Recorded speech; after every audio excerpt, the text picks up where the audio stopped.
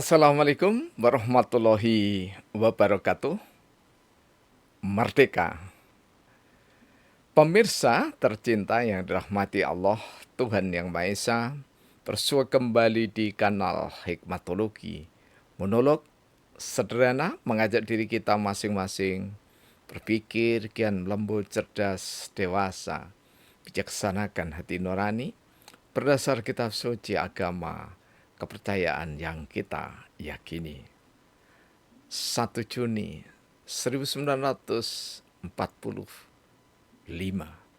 Terulang hari ini 1 Juni 2025. Selamat hari lahir Pancasila. Kami sampaikan untuk mewakili diri kami sendiri sebagai salah satu utusan dari Kerajaan Berdaulat Rusia, Kaliningrad, Rusia, untuk Indonesia dan dunia. Sekaligus salam secara tertulis yang disampaikan oleh Grand Master Head of the Dragon House of von der Wart,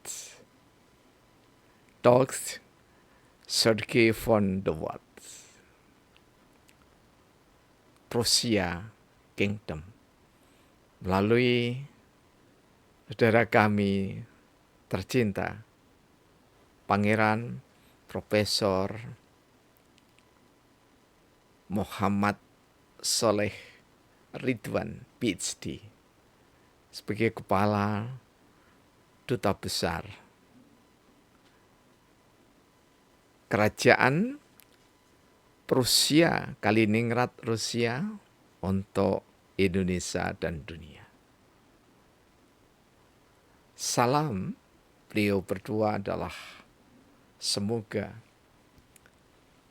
dengan hari lahir Pancasila, Indonesia semakin diberkahi Tuhan Yang Maha Esa. Pemirsa, apa yang kami sampaikan tidak berlebihan. Wajar karena memang sejak diberikan penghargaan kepada kami dari Kerajaan Prussia Kaliningrad, Rusia, maka salah satu kewajiban private, kewajiban pribadi kami dan juga saudara-saudara kami yang menerima adalah untuk menyebarluaskan kearifan-kearifan yang dimiliki oleh kerajaan-kerajaan di Nusantara, termasuk di dalamnya adalah Kerajaan Prussia, Rusia, Kaliningrad. Mudah-mudahan jalinan persahabatan antara kerajaan-kerajaan yang ada di Nusantara serta kerajaan-kerajaan yang ada di Asia Pasifik, terutama Kerajaan Prussia Kaliningrad, Rusia, terjalin lebih erat dalam hubungan sosial, ekonomi, tradisi, budaya dengan keragamannya.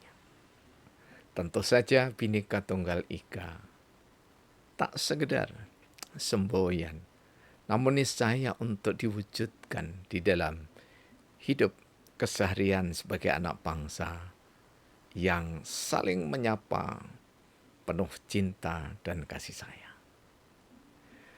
Pemirsa, meski 1 Juni 1945 lama, cukup lama, namun yang mempersoalkan nyaris setiap hari ada. Ada yang mengatakan bahwa 1 Juni bukan hari lahir Pancasila. Karena alasan-alasan yang disampaikan menurut mereka sangat ilmiah dan argumentatif.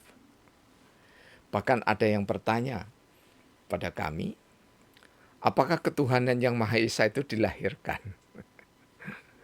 Ya, kalau ditanyakan pada anak-anak kami yang pernah kami ajar, sedang kami ajar di dalam logika Pancasila, Pancasila itu dilahirkan. Ketuhanan yang Maha Esa itu dilahirkan. Tetapi Allah, Tuhan yang Maha Esa, Sang Hyang Widiwasa, Gusti Kamurbeng Dumati, Kang Gulawentah Jagat Alit Ageng. Apapun sebutannya, God, dan seterusnya, tidak pernah dilahirkan di dalam keimanan Islam. Tetapi ketuhanan yang Maha Esa itu adalah rumusan dari Tuhan yang dipersepsi menurut agama dan kepercayaan. Jadi ada saudara-saudara kita yang mempersepsi Tuhan itu dengan trinitasnya. Tentu saja itu sah karena di dalam bingkai ajaran mereka. Demikian seterusnya. Ada Tuhan yang dipersepsikan dengan Hari Krishna sebagai perwujudan dari kepribadian Tuhan yang Maha Esa, Sang Krishna. Disilahkan. Karena itu dalam bingkai keimanan saudara kita yang Hindu dengan menganut ajaran Hari Krishna. Demikian juga yang lainnya. Ini adalah ketuhanan yang Maha Esa. Ya. Jadi bukan Tuhan ketuhanan yang Maha Esa itu. Jadi Tuhan ditambah awalan ke akhiran an itu menunjukkan Tuhan yang diyakini. Ini mohon maaf ya. Habis makan gorengan lupa minum dan tidak sedia minuman. Tanpa editing dan seterusnya. Mohon maaf. Ya. Jadi Tuhan sekali lagi bagi orang Islam menyebut Allah, Gusti itu tidak sama dengan ketuhanan yang Maha Esa. Karena itulah jika ada yang tetap ngotot bahwa 1 Juni bukan hari lahir Pancasila, ya silahkan. Ya, silahkan. Mengapa disilahkan? Ya karena memang sulit bagi orang yang sudah di dalam di dalam pikirannya, di dalam otaknya, ini yang paling benar. Maka kebenaran yang lain tidak akan bisa bersanding. Ya. Ingat, di seri-seri yang cukup lama, ya, di hari-hari lahir Pancasila, ya kurang lebih 2004, 2003, 2023, 2024 atau sebelumnya, ya, kami sudah pernah menyampaikan dalam bahasa yang agak berbeda. Jadi kalau kita analogkan Pancasila itu ya seperti kita begini ya. Indarwanto itu ya pernah dilahirkan. Ketika itu tidak akan disebut Pak Indarwanto.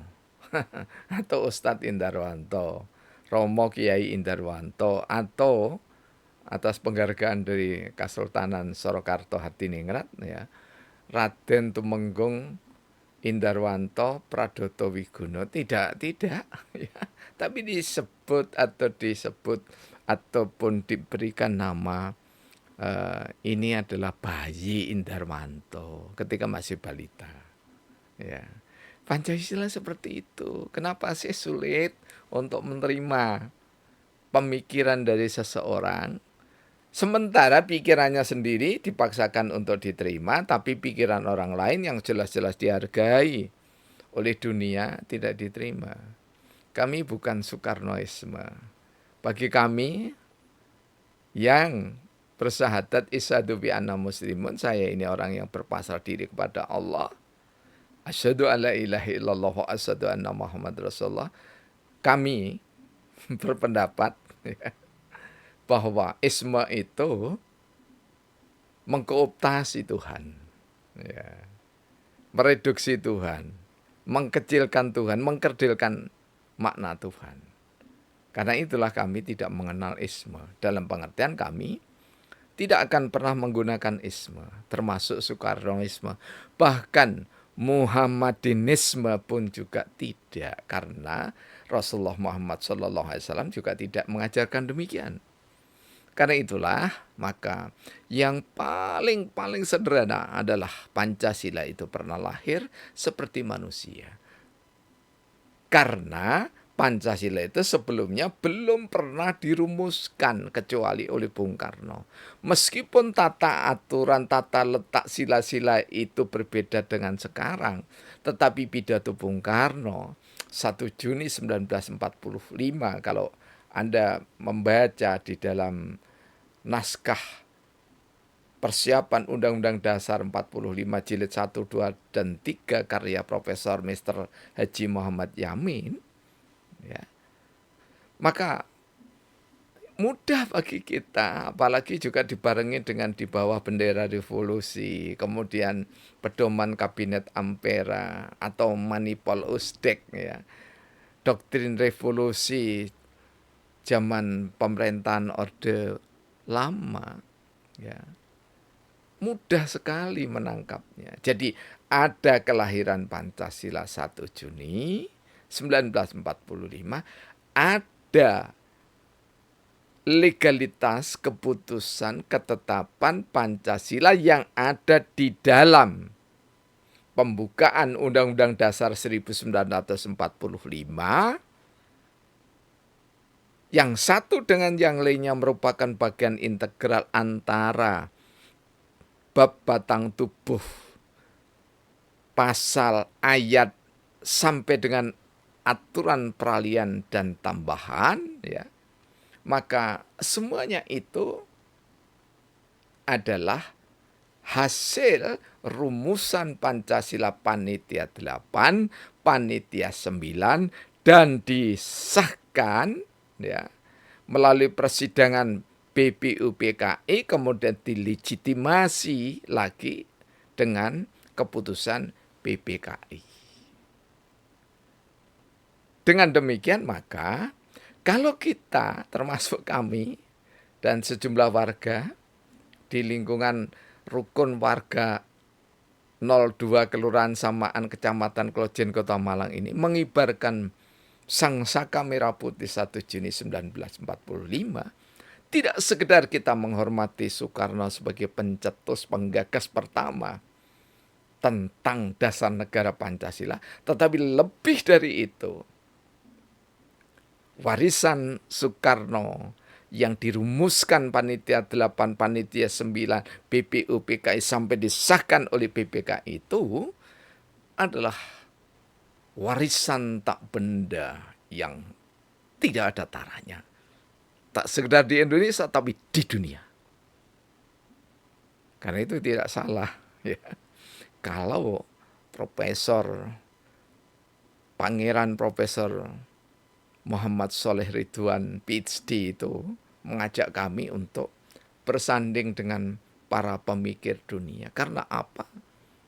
Ya, kita sudah tidak waktunya lagi berpikir untuk diri kita sendiri, berpikir untuk keluarga sendiri, berpikir hanya untuk kelurahan, kecamatan, kota sendiri, atau untuk Indonesia sendiri. Tidak. Tetapi berpikir bagi ilmuwan, bagi cendekiawan, berpikir dipersembahkan untuk Indonesia, untuk dunia. Nusantara bukan saja untuk Indonesia, tetapi Nusantara untuk dunia. Sederhana sekali. Jadi jangan sampai seperti saudara kami ya, yang di Jawa Barat sana sampai mengatakan saya ini penganut partai terlarang katanya ya. Karena apa? Karena memperingati 1 Juni 1945 itu hari lahir Pancasila. Maaf, saudara-saudara kami, terutama anak-anak kami, Gen Z dan Gen Z, ya. Peringatan 1 Juni 1945 dan setiap 1 Juni, ya, dimulai dari tahun 1960-an, 70-an, ya, kami yang sekarang sudah kepala 6+ ini, ya, setiap tanggal 1 Juni di SD kami dulu di tahun 60-an, di SMP kami dulu tahun 1970-an, di SMA kami dulu, di SMA Islam Bersubsidi Malang, ya tahun 70-an sampai 79 begitu. Setiap 1 Juni ada upacara bendera. Dan yang dibacakan teks Pancasila itu bukan teks pidatonya Bung Karno, karena itu adalah hari lahirnya. Tetapi yang diperingati itu hari lahirnya, inspektur upacara yang bertindak sebagai inspektur upacara itu kepala sekolah menjelaskan histori dari sejarah dari keberadaan Pancasila sampai dengan timbulnya, diputuskannya Pancasila di dalam alinea keempat pembukaan Undang-Undang Dasar Republik Indonesia atau Negara Republik Indonesia 1945. Dan di dalam pembukaan itu juga tidak disebut, ya, tidak disebut dasar negara kesatuan Republik Indonesia karena waktu itu NKRI juga belum ada. Nah, ini sudah pernah kami bahas atas mosi integral Muhammad Nasir. Pemirsa ini rahmati oleh Allah. Mari kita dengan lapang dada ya menerima, sekali lagi tentu saja bagi yang mau ya, yang tidak mau ya silahkan, tapi yang penting tidak menista, tidak memaki-maki, tetap bersahabat walaupun beda ya. Tetapi sekali lagi mari kita sosialisasikan bahwa ada hari lahir Pancasila, ada hari keputusan atau penetapan Pancasila oleh PPKI. Jadi rumusan Pancasila Soekarno tidak ada. Jangan lupa, rumusan Pancasila Soekarno tidak ada. Yang ada itu adalah pidato Soekarno atau Bung Karno tentang dasar negara, 5 pilar, 5 sila. Semua serba singkat ya. Ketuhanan, begitu saja ya. Kerakyatan, demokrasi, itu saja.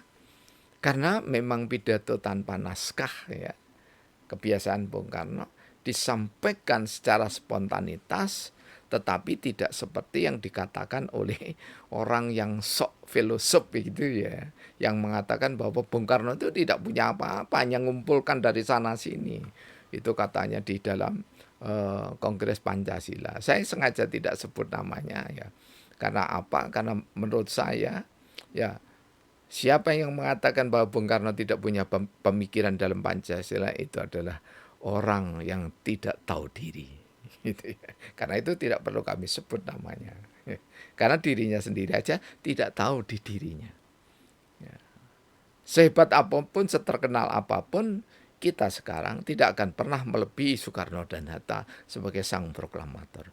Tetapi sehebat apapun, ya, setinggi apapun jabatannya kita, dipuja oleh buzzer ataupun tidak, oleh massa ataupun tidak, maka tidak pernah akan mengalahkan bahwa Soekarno sebagai satu-satunya anggota BPUPKI yang menyampaikan gagasan dasar negara Pancasila. Dan tidak ada yang bisa mengalahkan berapa besar panitia dan berapa hebatnya panitia yang bisa mengalahkan panitia 8 dan panitia 9. Tidak ada badan yang bisa mengalahkan BPUPKI dan PPKI. Karena memang hidup itu tidak untuk kalah menang. Tapi hidup itu adalah untuk saling membagi kasih sayang dan cinta. Dengan dasar apa kalau kita bernegara berbangsa, terutama di dalam memperingati hari lahir Pancasila?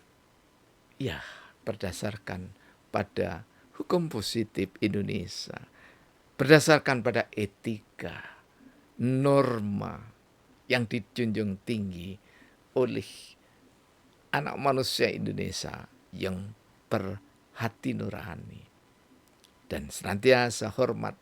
Tak sekedar hormat, tapi berusaha menghayati, mempedomani, mengamalkan, mengaktualisasi nilai-nilai Pancasila itu, sehingga Pancasila itu selamanya tumbuh kembang.